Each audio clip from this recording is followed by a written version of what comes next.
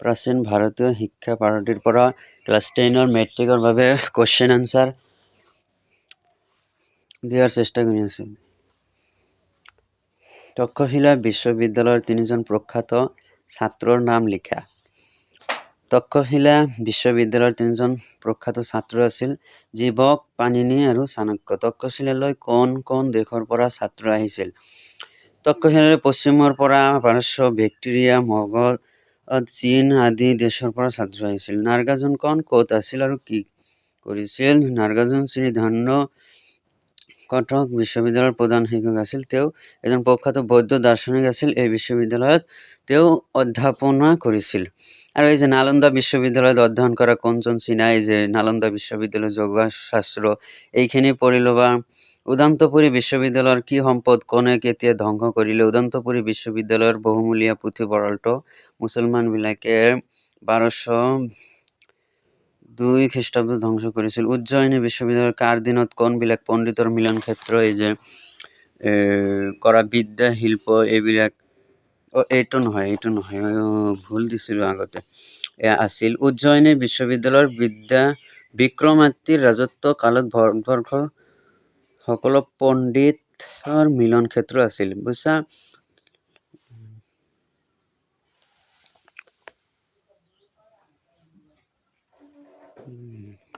নালাগে, এই যে এইটো অলপ চাই যাব পাৰা। আৰ্য শিক্ষাৰ এইটো নাচালেও কোনো কথা নাই, ঠিক আছে। ব্যাকৰণ, জ্যোতিচিহ্ন ব্যৱহাৰ, যথাস্থানত জ্যোতিচিহ্ন বহুৱা। 1 নম্বৰ, হে ভগৱান মই বিপদত পৰিছো মোক ৰক্ষা কৰা। ইয়াতে এনেকুৱা 5টা আছে। ইয়াৰবিলাকৰ এনচাৰ উত্তৰ 1 নম্বৰ, হে ভগৱান মই বিপদত পৰিছো মোক ৰক্ষা কৰা। জ্যোতিচিহ্ন মানে এই যে কমাবিলাক, ইয়াতে কিন্তু কমা দিয়া নাই। ক'ত ক'ত কমা বহিব এই যে ইয়াতে দি দিছে। হে ভগৱান, এই যে কমা, মই বিপদত পৰিছো কমা মোক ৰক্ষা কৰা, এনেকুৱা। এই 2 নম্বৰ, তেওঁ মোক তুমি এই যে ইয়াতে যে বহাই দিছে 5টা, ইয়াতে 5টা বহাই দিছে, ক'ত কি বহিছে সেনেকৈ এই যে এনচাৰত মিলাই চাবা। আৰু শব্দ অৰ্থ, বিপৰীত শব্দ অৰ্থ, সুন্দৰ কুৎসিত, সুখী দুখী, সুখ দুখ, জীৱন্ত মৃত 2006 2010 আহিছিল। কল্পনা বাস্তৱ, বৃহৎ ক্ষুদ্ৰ, দিঠক সপোন, উত্তম অধম 2013 আহিছিল। বিনীত উদ্ধত, প্ৰস্থান প্ৰৱেশ, প্ৰতিবাদ সন্মতি, প্ৰাচীন আধুনিক 2003 আহিছিল। নবীন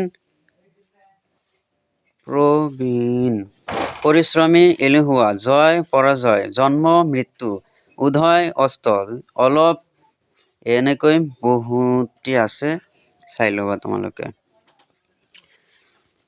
এৰিয়াতেও কিছুমান আছে, চাই লোৱা তোমালোকে ভালকৈ। আৰু ইয়াৰ পিছত এটা শব্দত প্ৰকাশ কৰা আছে। কোনো কাৰ্য কৰিবলৈ স্থিৰ কৰা কি হ'ব? কৃত সংকল্প। যাৰ ওপৰত গছৰ তৰে পদকীয়া, একে মাতৃৰ গৰ্ভৰ সন্তান সহোদৰ, একে ঠাইতে বসবাস নকৰা লোক অঘৰী, যাক পৰিত্যাগ কৰিব নোৱাৰি অপৰিহাৰ্য, যাৰ কোনো শত্ৰু নাই অজাত শত্ৰু, এবাৰ গুটি লাগি মৰি যোৱা গছ ঔষধি। এই যে চাইছা, এই যে ভাৱ সম্প্ৰসাৰণ হিচাপে 4 নম্বৰ, ৰাইজে নখ জোকাৰিলে নৈ বয়। এইটোও দিব পাৰে, এনেকুৱা আৰু বহুত কিছু দিব পাৰে। এনেকুৱা এটা বস্তু দিলে ক'ব যে এই কথাষাৰৰ ভাৱ কি, যে এই যে ইয়াতে আছে এই কথাষাৰৰ এই যে এইখিনি বেছি কথা, একতাই পৰম বল, উক্ত কথাষাৰৰ দ্বাৰা ইয়াকে বুজাবলৈ যত্ন কৰা হৈছে।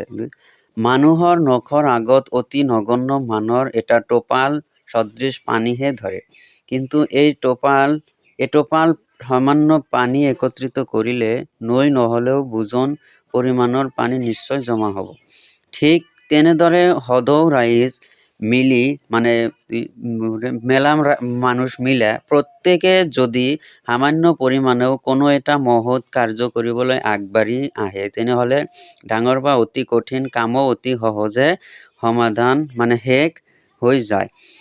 গতিকে ইয়াৰ পৰাই বুজিব পাৰি যে একতাৰ বল আৰু প্ৰয়োজন কত। এইখিনি বুজি ল'বা। এইখিনি ভালকৈ পঢ়ি যাবা। তাৰপিছতো তোমালোকে আবেদন প্ৰতিবেদন তোমালোকৰ যিখিনি স্কুলৰ পৰা যে এটা কুৱেশ্যন আনচাৰৰ কিতাপ দিছে তাৰ ভিতৰৰ পৰা আৰু বহুতো আৰু পঢ়ি যাবা, বহুত পাবা আৰু